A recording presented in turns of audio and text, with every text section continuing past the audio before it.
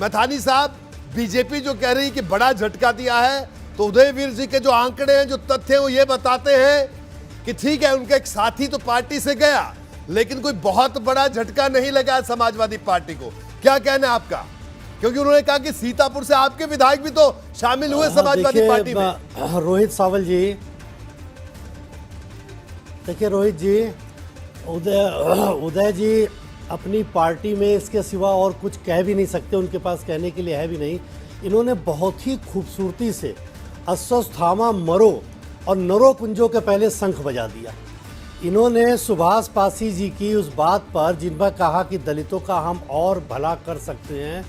दलितों का भला मतलब आपकी सरकार में, समाजवादी पार्टी की सरकार में नहीं हुआ, इसके चश्मदीद गवाह सबसे ज़्यादा अगर कोई है तो समाजवादी पार्टी के विधायक हैं, जिनमें सुभाष पासी जी हैं। आप पूरा उत्तर प्रदेश जानता है, ये बात मैं कोई अपने मन से नहीं कह रहा, पूरा उत्तर प्रदेश जानता है कि जब समाजवादी पार्टी की सरकार थी तो कैसे दलितों पर अत्याचार हुआ, वर्ग विशेष के लोग को तुष्टीकरण के आधार पर आगे बढ़ाया गया और दलितों के साथ घनघोर अत्याचार हुआ, तमाम मुकदमे लगाए गए, जेलों में ठूसे गए, कोई सुनने वाला नहीं था। और जब सुभाष पासी जी ने 4.5 वर्ष योगी आदित्यनाथ जी महाराज की सरकार को देखा और हमारे आदरणीय नरेंद्र मोदी जी की सरकार को देखा, उनकी नीतियों को देखा और किस प्रकार से केंद्र और प्रदेश की सरकार ने गरीबों के लिए अपनी सरकार को समर्पित करने का काम किया, ये उदाहरण जब आज़ाद भारत के इतिहास में पहली बार बना तो सुभाष पासी जी नहीं, अभी बहुत सारे लोग हमारी विचारधारा से प्रभावित होकर के और उन समाजों के लिए, अपने समाज के उत्थान के लिए उनको जो आशा की किरण योगी जी और मोदी जी में दिख रही है, उसके आधार पर वो भारतीय जनता पार्टी को ज्वाइन कर रहे हैं। वो जानते हैं कि भारतीय जनता पार्टी एक राष्ट्रवादी पार्टी है,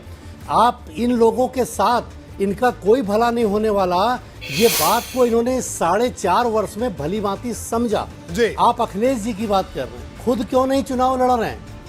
अखिलेश जी जिन्ना की तारीफ कर रहे हैं तो सुभाष पासी जी का भाजपा को ज्वाइन करना स्वाभाविक प्रेरणा स्रोत है। मैं इसको प्रेरणा स्रोत शब्द का प्रयोग कर रहा हूं कि वो जिन्ना की तारीफ में समझ रहे हैं कि ये किस तरफ